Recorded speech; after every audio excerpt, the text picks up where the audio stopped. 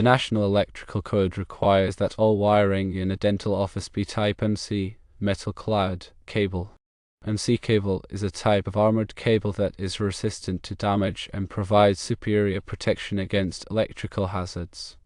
You may be able to rewire from boxes in the drop ceiling and bring the MC cable to existing equipment and receptacles, but this will depend on the specific layout and the condition of the existing wiring.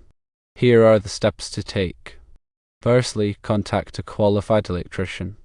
An electrician can assess the condition of the existing wiring and determine if it can be reused. Secondly, if the existing wiring can be reused, the electrician will need to pull MC cable from the boxes in the drop ceiling to the existing equipment and receptacles, connect the MC cable to the existing wiring using approved connectors, and inspect and test the new wiring to ensure that it meets code requirements. Thirdly, if the existing wiring cannot be reused, the electrician will need to pull new MC cable from the panel to the boxes in the drop ceiling, connect the MC cable to the new equipment and receptacles, and inspect and test the new wiring to ensure that it meets code requirements. It is always best to consult with a qualified electrician before making any changes to any electrical system.